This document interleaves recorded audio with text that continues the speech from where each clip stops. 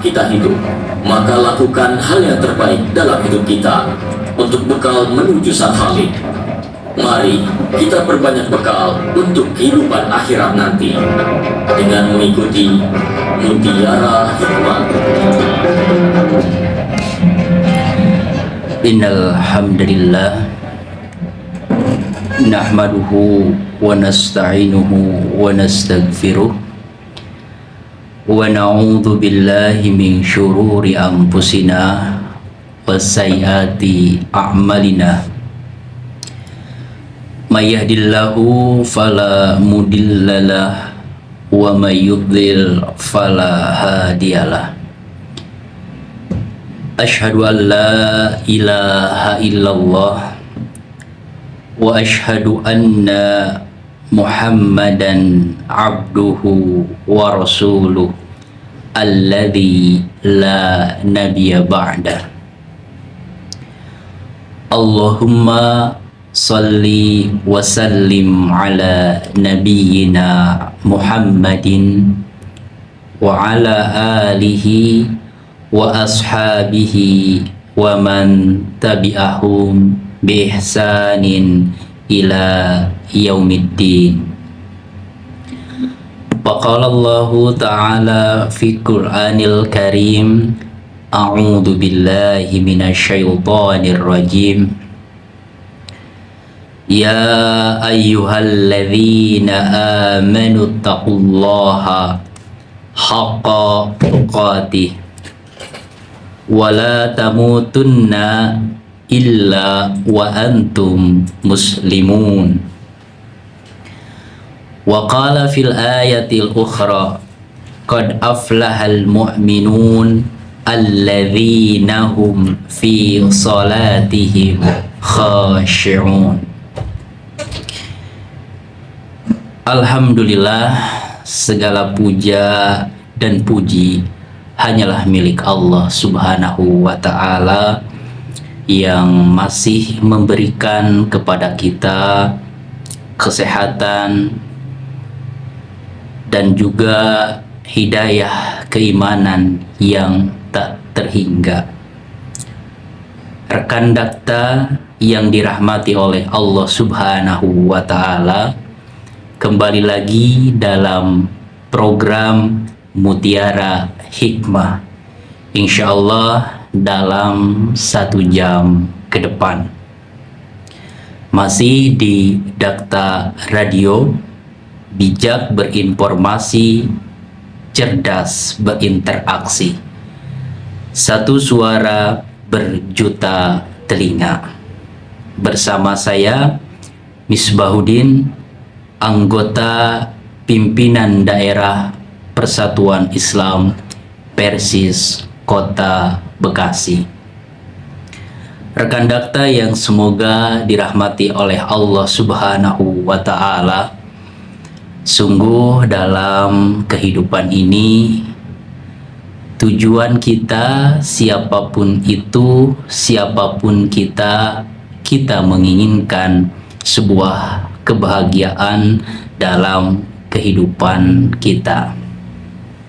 Maka bisa kita bayangkan bagaimana kehidupan kita jikalau hidup kita tanpa sebuah bimbingan, tanpa sebuah hidayah dari Allah Subhanahu wa ta'ala. Maka sungguh segala puji bagi Allah yang telah menjadikan sholat sebagai tiangnya agama, sebagai pondasi jiwa manusia agar tidak hilang arah, agar tidak salah langkah. Sholat menjadi penyejuk mata bagi orang yang beriman, penenang jiwanya dikala gundah gulana. Dan sholat merupakan sebuah tali spiritual, sebuah ikatan iman yang menghubungkan antara seorang hamba dengan Sang Pencipta, yaitu Allah Subhanahu wa ta'ala. Dan kita haturkan solawat dan salam kepada inspirator kehidupan kita, kepada sosok teladan dalam berbagai dimensi kehidupan yang keteladanannya senantiasa abadi sampai akhir zaman, yaitu Nabi Muhammad sallallahu alaihi wasallam. Beliau adalah sosok yang dimana membumikan firman-firman ilahi. Beliau adalah Al-Quran berjalan agar manusia bisa memahami seperti apa hamba Allah yang benar-benar Allah inginkan.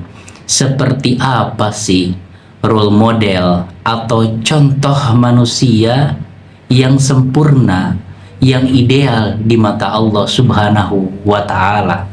Maka Nabi Muhammad Sallallahu Alaihi Wasallam adalah sebuah contoh dan inspirator kehidupan kita. Laqad kana lakum fi Rasulillahi uswatun hasanah liman kana yarjullaha wal yawmal akhir wa dzakarallahu katsira.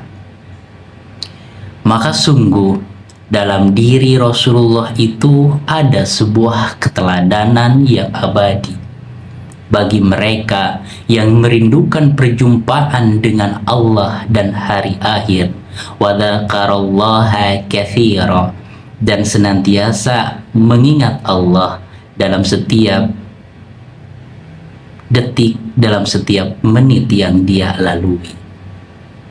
Maka sungguh Rasulullah Shallallahu Alaihi Wasallam mendapatkan sebuah ketenangan jiwa, mendapatkan sebuah pembaharuan iman, itu adalah ketika beliau melaksanakan sholat.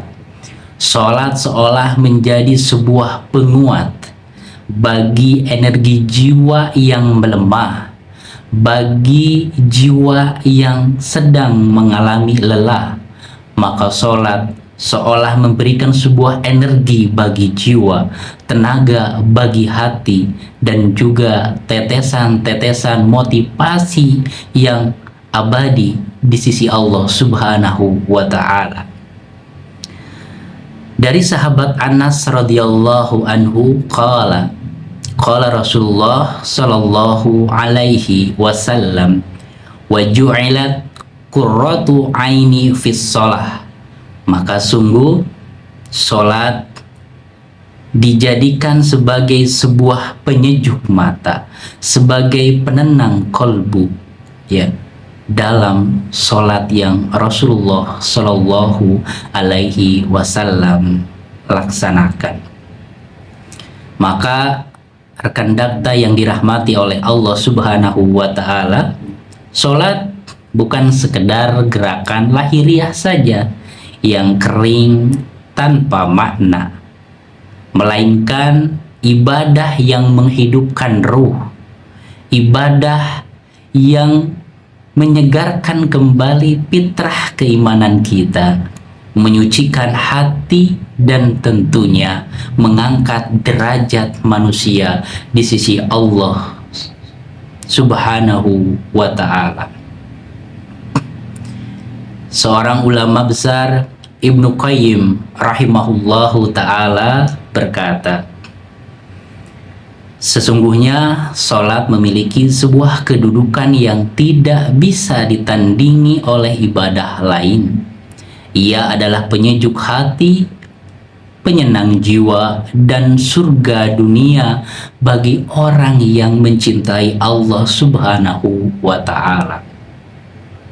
Maka hakikat sholat adalah merupakan sebuah zikir qalbu, sebuah ingatan hati untuk mengingat Allah, berdoa, bermunajat, sekaligus puncak penghambaan seseorang di hadapan Allah Subhanahu wa Ta'ala. Segala kesombongannya ditundukkan, segala keangkuhannya ditanggalkan, semua bersujud dan bersimpuh kepada Allah Subhanahu wa Ta'ala. Salat menjadi sebuah pengingat bahwa tidak ada daya dan upaya yang dilaksanakan manusia kecuali dengan izin Allah Subhanahu wa Ta'ala. La haula wala quwwata illa billah. Tidak ada daya dan upaya kecuali dengan izin Allah Subhanahu wa Ta'ala. Imam Hasan Al-Basri pernah menasihati murid-muridnya, "Wahai muridku, sholatlah engkau, karena sholat itu adalah cahaya bagi hati. Barang siapa yang menjaga sholatnya, niscaya Allah akan memuliakan dia dengan cahaya keimanan. Dan barang siapa yang menyia-nyiakan sholat, niscaya ia akan hidup dalam kegelapan." Terlepas dengan berbagai pencapaian seorang manusia dalam kehidupan ini, jabatan yang tinggi, harta dunia yang melimpah, istri yang cantik, keturunan yang cerdas, dan lain sebagainya dari kebanggaan-kebanggaan duniawi. Tetapi ketika seseorang tidak melaksanakan sholat, tidak melaksanakan kewajibannya sebagai hamba Allah, maka sungguh hidupnya ada dalam kegelapan, jauh dari keridhaan Allah Subhanahu wa Ta'ala.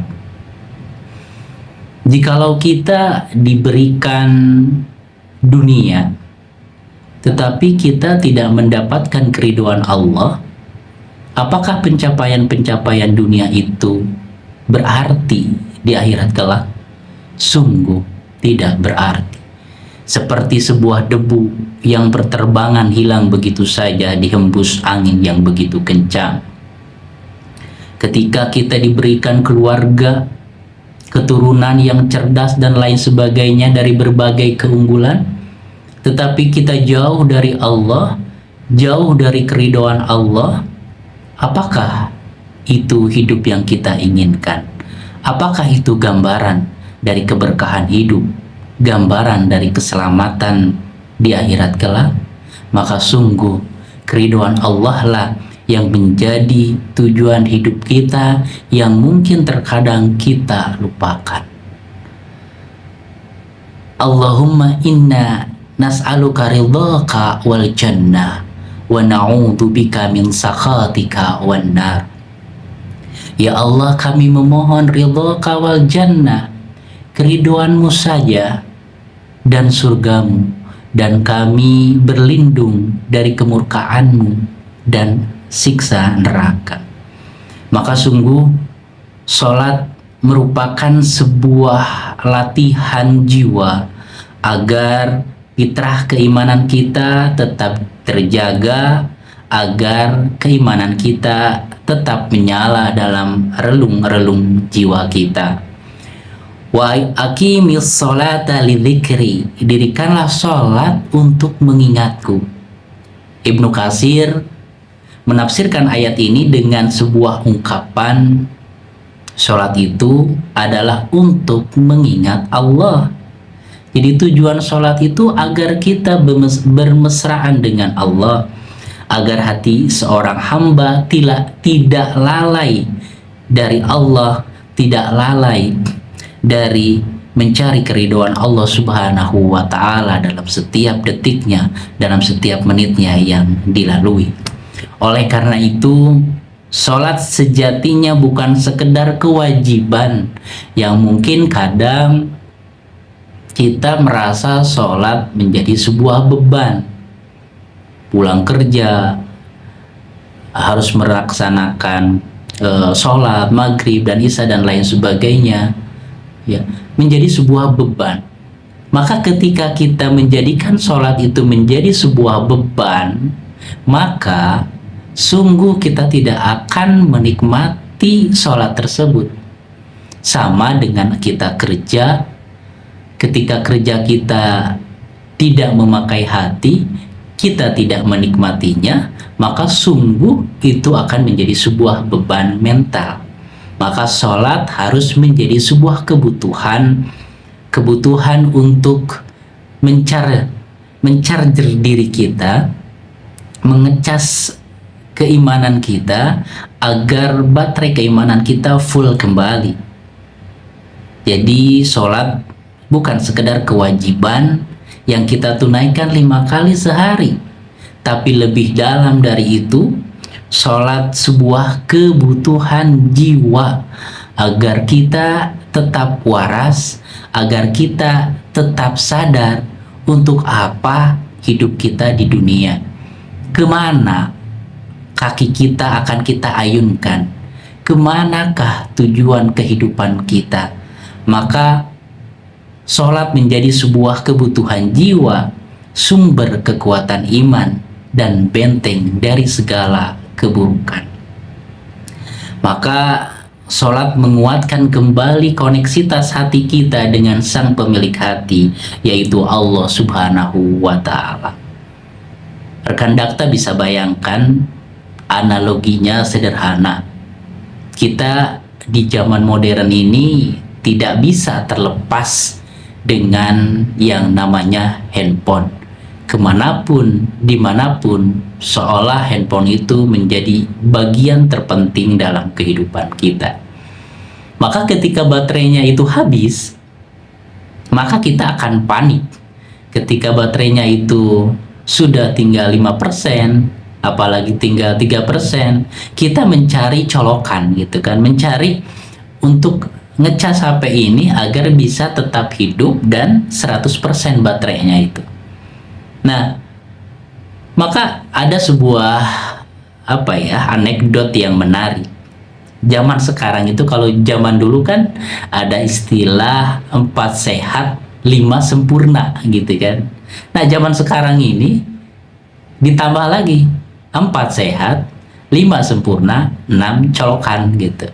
Karena kemanapun kita beraktivitas, apalagi perjalanan jauh, ya pasti colokan itu menjadi hal yang terpenting yang kita cari.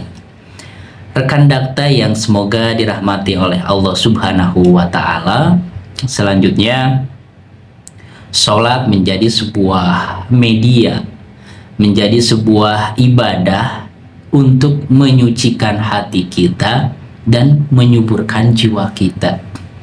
Kenapa sih hati kita itu harus dibersihkan? Kenapa sih jiwa kita itu harus disuburkan? Udah kita hidup, menikmati hidup aja sesuai dengan keinginan dorongan hawa nafsu. Apakah itu sebuah kehidupan yang ideal? Apakah itu kehidupan yang kita mencari keridhaan Allah dengannya? Maka sungguh Allah Subhanahu wa Ta'ala berfirman, A'udzu billahi minasyaitonir rajim, qad aflaha man zakkaha wa qad khaba man dassaha. Maka sungguh beruntunglah orang-orang yang menyucikan jiwanya. Wa qad khaba man dassaha, dan sungguh merugilah orang-orang yang mengotori jiwanya. Ini adalah sebuah pesan dari Sang Ilahi yang sangat mengetahui apa yang terbaik untuk kita, apa yang sebenarnya menjadi kebutuhan kita, dan apa yang terbaik untuk kehidupan di dunia dan di akhirat. Maka ternyata di sini Allah membuka kesadaran kita, mencoba mengajak kita untuk merenungkan hakikat manusia yang beruntung sesungguhnya bukanlah seseorang yang dari segi penampilannya luar biasa, punya aksesoris dunia yang menyilaukan dan lain sebagainya. Dan memang seperti itu, dorongan jiwa kita itu lebih berorientasi, lebih sibuk untuk membalut, memoles penampilan kita, ya. ya handphone keluaran terbaru, bahkan sampai ada yang pinjol ya untuk mendapatkan HP terbaru dan lain sebagainya, yang dimana ketika hawa nafsu itu menguasai jiwa manusia, maka akal sehat pun hilang begitu saja ya. Rela untuk hidup dalam istilahnya itu benar-benar membuat kehidupannya sendiri itu menjadi rumit sebenarnya ketika terjebak banyak hutang, pinjol dan lain sebagainya. Untuk apa?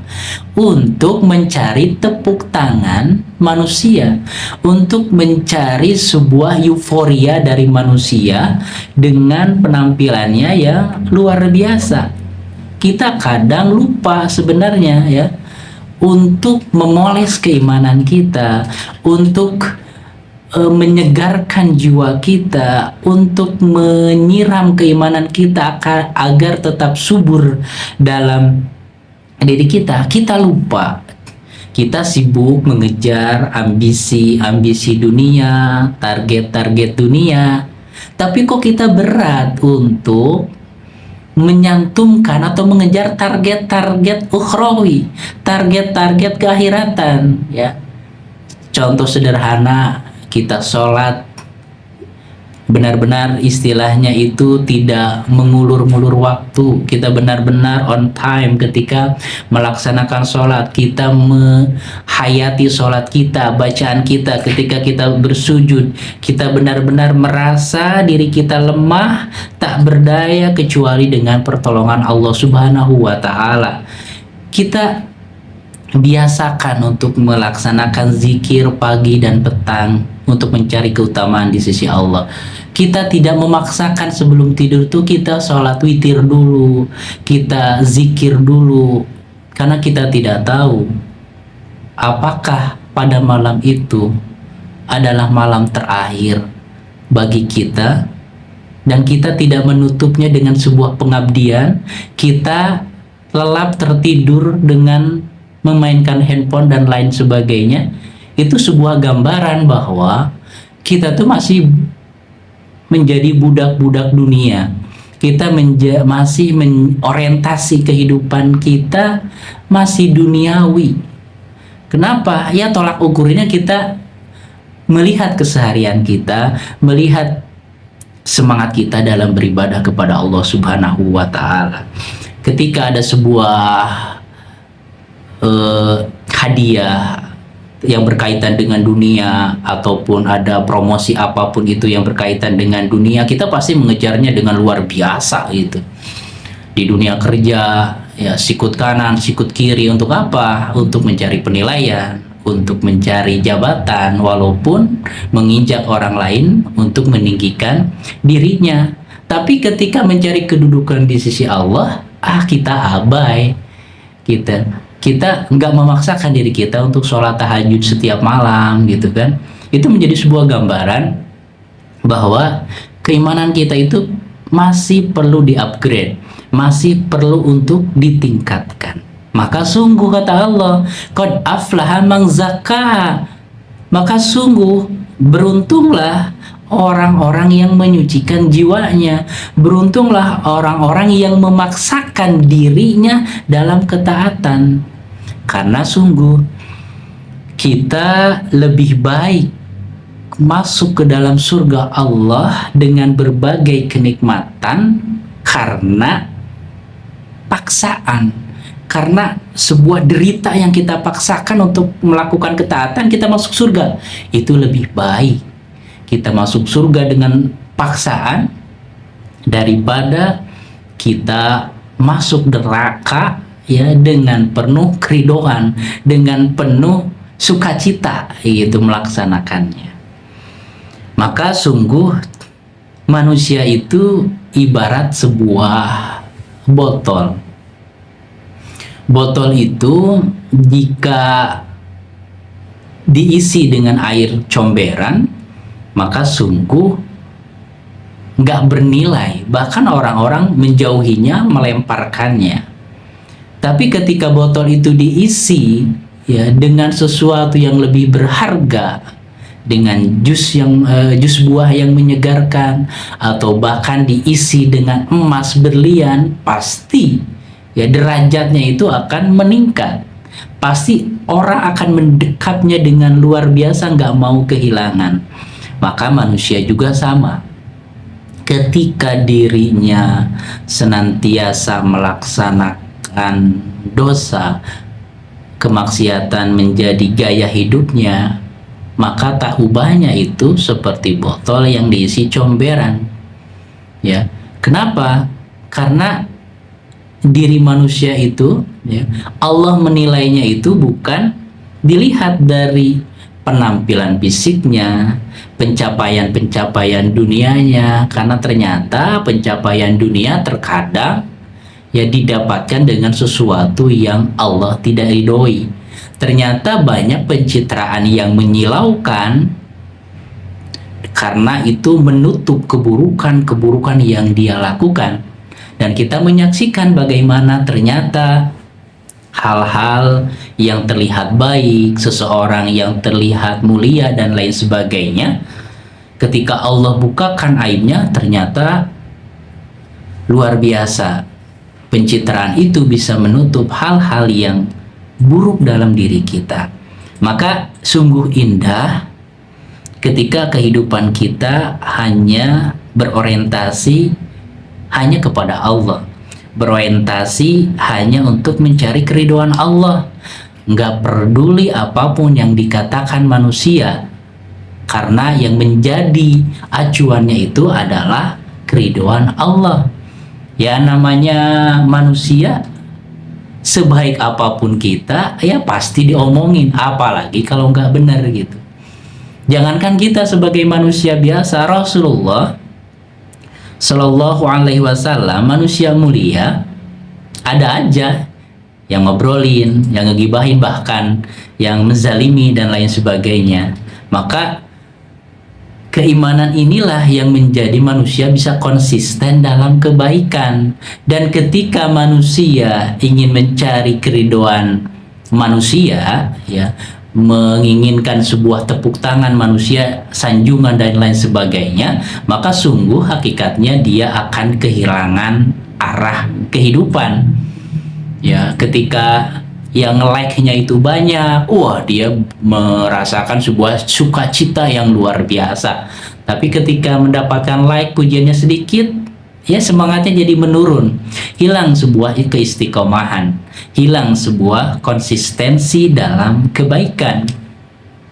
Nah, Rasulullah Shallallahu Alaihi Wasallam menegaskan kepada kita agar ini menjadi sebuah prinsip dalam kehidupan kita, agar ini menjadi mindset yang terpatri dalam sanubari kita. Innallaha la yanzuru ila suwarikum wa amwalikum, walakin yanzuru ila qulubikum wa a'malikum. Sesungguhnya Allah itu tidak melihat rupa kalian loh.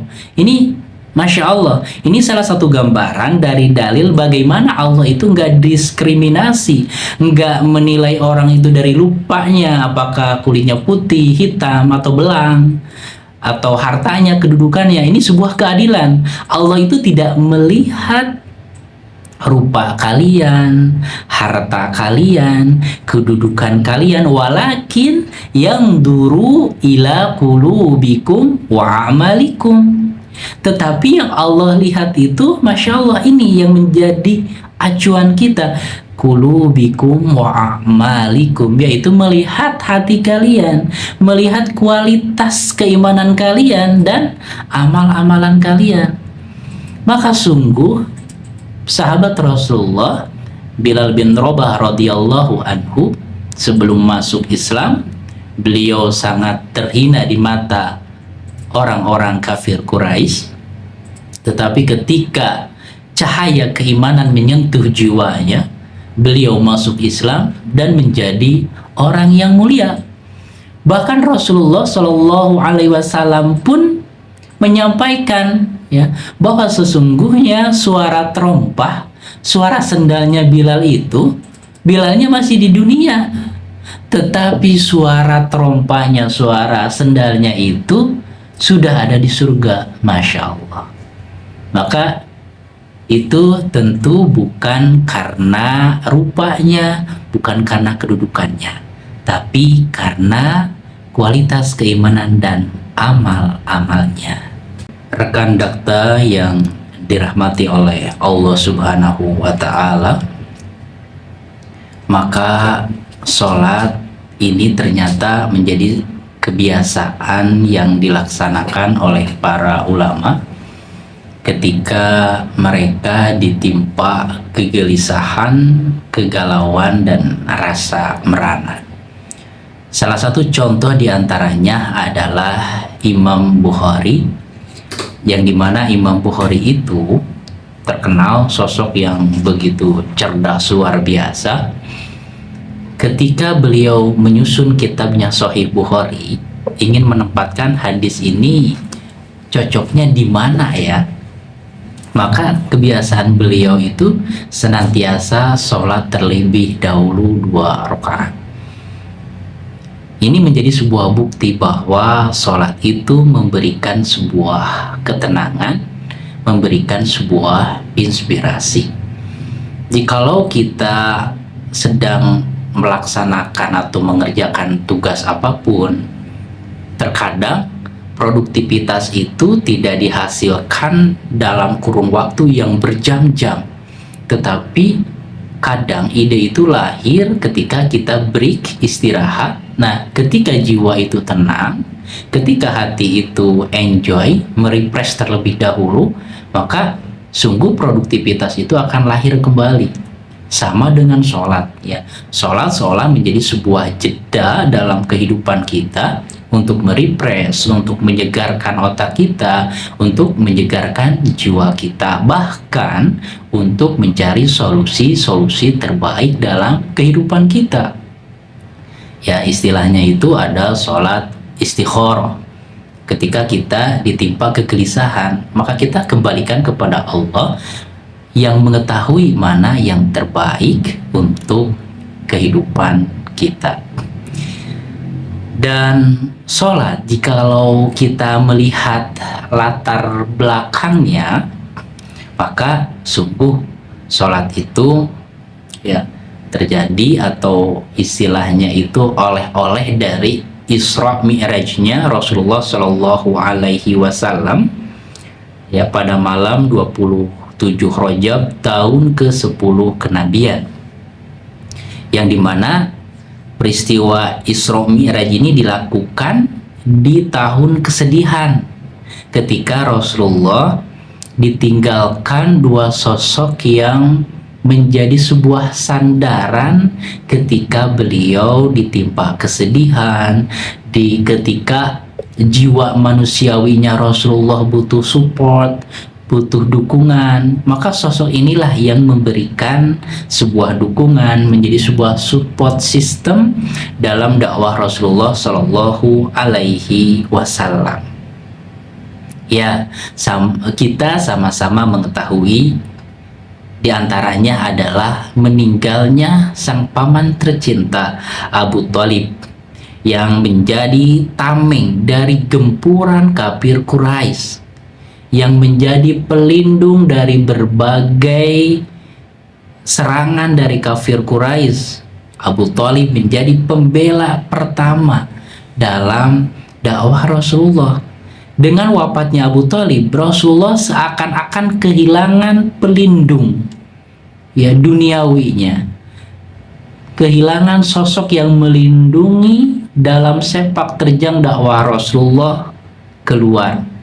Maka dengan meninggalnya Abu Thalib, terbuka lebarlah cemoohan, ancaman, dan gangguan fisik dari musuh-musuh Islam. Bahkan Rasulullah sangat sedih sekali ketika di akhir hayat Abu Thalib, Rasulullah berbisik lembut kepada Abu Thalib, "Ya ami, qul la ilaha illallah wa hajju laka biha indallah." Wahai paman, ucapkanlah kalimat yang ringkas ini, la ilaha illallah. Tidak ada ilah yang berhak untuk disembah kecuali Allah. Uhajjulaka biha indallah. Aku akan membelamu, aku akan menolongmu di hadapan Allah dengan ucapan tersebut. Sepeninggal Abu Thalib, Rasulullah merasakan sebuah kesedihan yang tiada tara, rasa duka yang tak bertepi. Luka belum sembuh, meninggallah istri tercinta Khadijah radhiyallahu anha, sumber kekuatan hati Rasulullah. Ketika Rasulullah merasakan sebuah jiwa yang lagi melemah, maka Khadijah menjadi penguatnya, peneduh jiwa Rasulullah, tempat beliau pulang dari lelahnya dakwah. Wafatnya Khadijah meninggalkan luka yang mendalam yang tak tergambarkan. Maka sholat ini adalah oleh-oleh, sebuah perintah yang langsung Allah perintahkan kepada Rasulullah ketika Rasulullah pada tahun itu merasakan sebuah duka yang begitu dalam, sebuah pukulan yang bertubi-tubi dalam kehidupan Rasulullah. Maka dengan Isra Mi'raj itu menjadi seolah Rasulullah diajak healing untuk melihat kekuasaan Allah Subhanahu wa Ta'ala. Ketika hati-hati manusia tertutup untuk masuknya dakwah Rasulullah, Allah bukakan pintu langit. Di saat manusia meninggalkan beliau, Allah undang beliau naik menghadapnya. Dari bumi yang keras dan penuh luka, Allah angkat kekasihnya menembus cakrawala, menembus batas waktu dan ruang. Perjalanan Isra Mi'raj adalah hiburan yang Allah berikan kepada Rasulullah untuk menyegarkan kembali hatinya yang bersedih. Allah perlihatkan kepadanya tanda-tanda kebesarannya, pertemuan dengan para nabi, hingga naik ke Sidratul Muntaha. Puncaknya Allah hadiahkan ibadah yang paling agung, yaitu sholat. Sebuah privilege, ya, sebuah keistimewaan umat manusia untuk langsung berkomunikasi dengan Allah Subhanahu wa Ta'ala. Sebuah ikatan langsung antara hamba dengan Robnya, tanpa perantara. Inilah sebuah gambaran, ternyata latar belakang dari perintah sholat itu adalah untuk menghidupkan kembali jiwa yang bersedih, untuk menambah luka yang menganga, untuk menggembirakan hati yang sedang bersedih. Maka ini menjadi sebuah gambaran ketika kita ditimpa sebuah permasalahan yang menyesakkan dada, yang mengkalutkan pikiran, maka kita latih sebagaimana para ulama ketika ditimpa masalah ujian, kita hadapkan kembali, kita sodorkan kembali permasalahan-permasalahan yang ada kepada sang pemilik kehidupan, yaitu Allah Subhanahu wa Ta'ala. Rekan dakta yang dirahmati oleh Allah Subhanahu wa Ta'ala, kita melihat bagaimana gambaran dari kehidupan yang paling utama, kehidupan yang lahir dari generasi terbaik, yaitu para sahabat. Para sahabat itu dijamin oleh Rasulullah adalah generasi yang terbaik. Khairu qurunin qarni tsummal ladzina yalunahum tsummal ladzina yalunahum. Generasi yang terbaik itu adalah generasiku, yaitu para sahabat, tabi'in dan tabi'ut tabi'in. Mereka memiliki sebuah gaya hidup yang Masya Allah. Semoga Allah memberikan hidayah untuk kita bisa seperti, ya, minimal mendekati kualitas ibadahnya, kualitas keimanannya. Kanu billaili ruhbanan wa bin nahari fursanan. Mereka di malam hari itu seolah menjadi ahli ibadah, ya, dalam lautan tangis, dalam lautan istighfar. Wa bin nahari fursana, dan ketika siang hari berubah, jiwa yang dihiasi dengan sebuah kucuran air mata berubah menjadi sosok-sosok hebat yang luar biasa, kesatria seolah menjadi singa di medan jihad. Ini menjadi sebuah gambaran bagaimana kekuatan iman, ya, menjadi sebuah barometer, ya, dalam tindak tanduk mereka. Hati mereka begitu lembut di malam hari.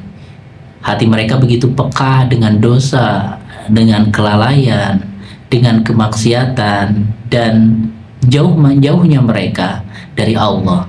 Begitu peka sehingga derayan air mata pun tak terbendung. Beda dengan kita. Kita merasa seolah-olah aman. Dengan keislaman kita, seolah-olah kita tuh ahli surga. Seperti punya orang dalam kita masuk surga itu. Padahal jikalau kita melihat bagaimana para sahabat dan ulama, sungguh luar biasa. Semoga kita diberikan hidayah oleh Allah Subhanahu wa ta'ala. Rekan dakta yang semoga dirahmati oleh Allah Subhanahu wa ta'ala, maka sholat menjadi sebuah muwajahah, titik temu, sebuah komunikasi antara hamba dan kholiknya. Artinya ibadah merupakan sebuah kesempatan seorang pencinta untuk bertemu dengan sang kekasihnya. Sholat menjadi alat untuk kita berkomunikasi, menyalurkan rasa rindu, menyalurkan rasa iman kita kepada Allah. Analoginya sederhana. Ketika kita terpisahkan oleh ruang dan waktu dengan orang-orang yang kita cintai, entah itu mungkin istri yang jauh, lagi berjauhan tempat karena sebuah urusan, ataupun anak-anak yang lagi menuntut ilmu jauh dari rumah, ada sebuah rasa rindu yang membakar jiwa kita. Ada sebuah dorongan kita ingin berkomunikasi, ingin ngobrol dan lain sebagainya. Ya pasti kita menelepon. Untuk apa? Ada rasa rindu yang harus tersalurkan. Maka sholat juga sama harusnya. Ketika kita rindu, ketika kita ingin memupuk keimanan kita, maka seolah-olah sholat itu menjadi sebuah ibadah untuk menyalurkan rasa rindu kita, untuk menyalurkan segala permasalahan yang kita hadapi, dan juga untuk mengkoneksikan hati kita dengan Allah Subhanahu wa ta'ala agar fitrah keimanan terjaga dalam kehidupan kita. Maka sungguh kalau kita tarik dalam hadis Jibril yang terkenal, maka orang yang sudah dapat menjiwai sholatnya, menjiwai setiap ucapannya, dan mendapatkan sebuah kehusuan dalam sholatnya, itu marhalahnya atau grade-nya itu, tingkatannya itu tingkatan yang paling utama. Kan Jibril itu bertanya kepada Rasulullah tentang Islam, tentang iman.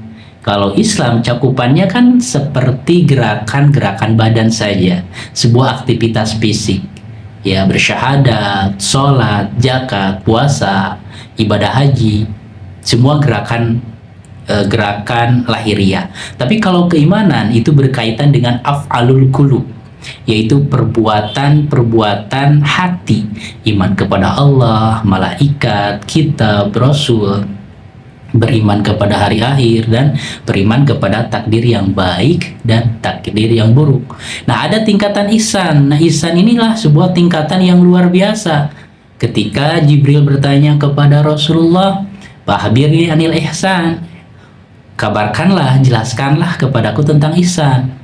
Rasulullah menjawab, "Anta abudallah ka'annaka tarahu fa illam takun tarahu fa innahu yaraka." Ini sebuah ungkapan dari Rasulullah yang begitu dalam sekali maknanya. Ihsan itu sebuah tingkatan tertinggi spiritualitas manusia, itu menyembah Allah karena kata Rasulullah, engkau itu melihatnya. Fa ilam takun tarahu, jikalau engkau tidak dapat untuk sampai pada kondisi itu, maka yakinlah bahwa Allah itu senantiasa yaroka, melihatmu. Nah, maka sungguh hadiah bagi mereka yang memaksakan dirinya dalam ketaatan, yang memaksakan dirinya untuk menjadikan Allah dan Rasulnya yang utama dan pertama dalam kehidupannya, menjadikan keridhaan Allah itu udah top menjadi ambisinya, menjadi tujuan dari langkahnya, menjadi tujuan dari segala aktivitasnya, maka sungguh akan mendapatkan nikmatnya iman. Salatun man kunna fihi wajada halawatal iman, an yakunallahu wa rasuluhu ahabbu ilaih mimman siwahu. Ada 3 golongan yang dimana 3 golongan ini akan mendapatkan kenikmatan iman, yaitu mereka yang menjadikan Allah dan Rasulnya sebagai sebuah hal yang utama dalam kehidupannya. Sahabat Dakta yang semoga dirahmati oleh Allah Subhanahu wa Ta'ala, maka ini menjadi sebuah pelajaran penting agar kita bisa benar-benar memaksimalkan sisa-sisa kehidupan kita dalam ibadah kepada Allah Subhanahu wa Ta'ala. Maka di sini kita mendapati bahwa sholat, ya, ini terakhir saya bacakan sebuah renungan refleksi dari salah satu guru spiritual saya, ya, salah satu guru kehidupan, bahwa sholat itu tidak menjadikan kehidupan kita bebas dari ujian, karena hakikatnya dunia adalah tempat ujian. Maryam adalah wanita yang doanya senantiasa dikabulkan, bahkan tanpa meminta. Ia diberikan banyak nikmat, tapi Maryam juga tidak luput dari cobaan hidup meskipun banyak doa yang telah ia langitkan. Dan kita belajar dari kisah Nuh, berdakwah selama 950 tahun, bertahun-tahun mendoakan istri dan anaknya. Pada akhirnya istri dan anaknya tidak mau taat. Kita juga belajar dari kisah Nabi Yakub, meminta dipertemukan dengan Nabi Yusuf dengan doa, dengan sholatnya, sampai menangis hingga buta. Akhirnya doanya dijawab setelah bertahun-tahun lamanya.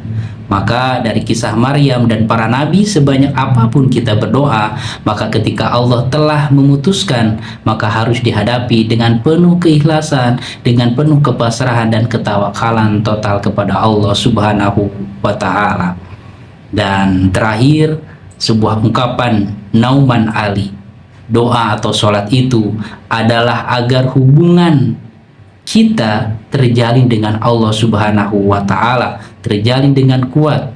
Doa, sholat bukan untuk menjadikan keinginanmu selalu terwujud seperti di surga, tapi sholat adalah untuk menjaga fitrah keimanan kita. Demikian rekan Dakta Mutiara Hikmah pada kesempatan hari ini. Mohon maaf jika ada hal-hal yang kurang berkenan. Saya Misbahuddin pamit undur diri dari ruang dengar rekan Dakta sekalian. Assalamualaikum warahmatullahi wabarakatuh.